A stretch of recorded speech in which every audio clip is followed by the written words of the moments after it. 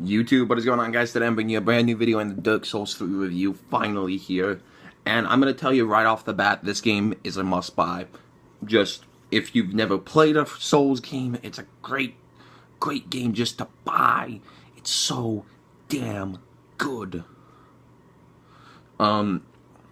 So Dark Souls 3, it's got incredible combat, incredible visuals, amazing bosses, amazing design, great customization as always, great lore, and a decent story for what it is. Again, you have to really look for the story, otherwise it's just as plain go become the next heir to the fire.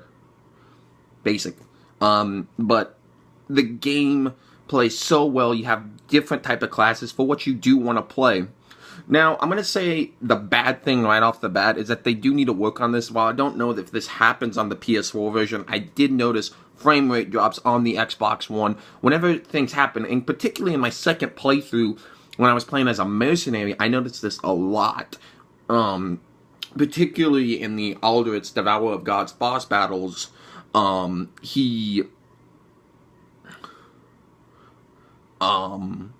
the frame rate would drop significantly when I was playing as a mercenary. I don't want to spoil his attacks, but I just kind of spoiled his name, but that's not a big deal. The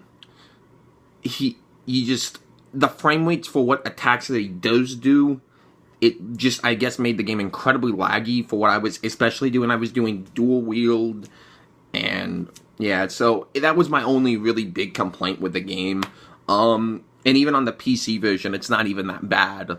It's honestly not. I've only got an hour with the PC version that my brother had, so I didn't mess around with it too much. But I wanted to see the frame rates if they held up.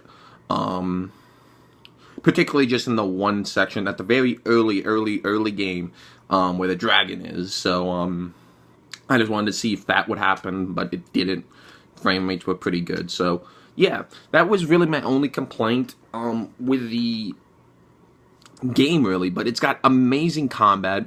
Again, another tiny complaint is the giant boss fight. Pretty. I'm not gonna say how to beat him. Just terrible way to beat that fight. Ugh, terrible. But the game does a lot of things, like I said, well. The combat is smooth, it's amazing, and it's really well done. The Estus Flask and the Undead Bone Shard are placed well. The game's challenging, but not that too challenging to get you, just to make you feel whenever you beat someone, it's just like sweet victory. And good level design. Like, just the visuals and how they looked for where you were awesome. And just awesome boss fights. Like, this is... Now, before I get into any more of this, this game, I wanted to talk about it a little bit. This game reminds me a lot of Bloodborne. And of course, they're by the same company, made basically right off the bat from each other. But a lot of the boss fights are actually uncanny to each other. Too close. But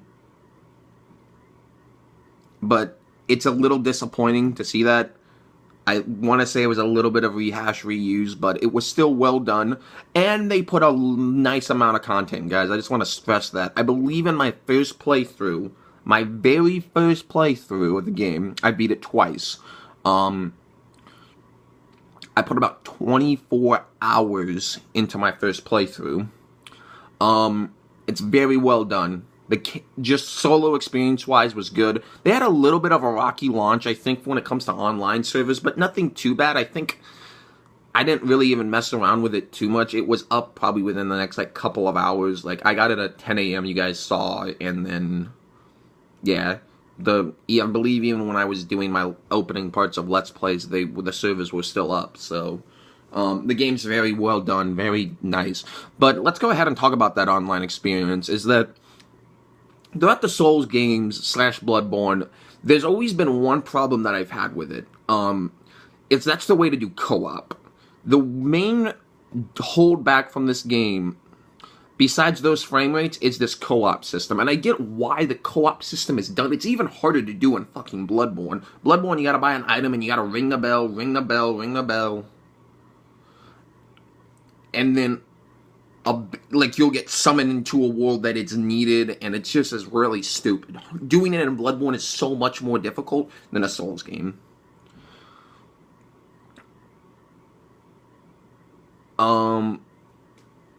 This game needs a better way. And I know this is probably going to be the last game, and I'm going to say this right now. This isn't going to be the last Dark Souls game. You'll see Dark Souls 4, I imagine, but you're not going to see it maybe till 2021, maybe.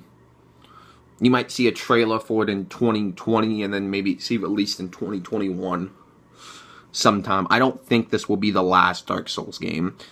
I think it will just be the last one for a while, because Miyazaki said that he didn't want it to become a franchise. He didn't have anticipating for it to be like this. It just kind of happened. So I think you'll probably get another Dark Souls game really late into the console life cycle, like you did with Dark Souls 2. And yeah, we'll see where it goes. But definitely, they've already said they're working on a brand new IP that hopefully everyone can play, because I want to stress this game, it's better than Bloodborne, but just by a little bit. Maybe, I don't know, Bloodborne could be better. Just Bloodborne is such a well done game, and I wish more people could play it.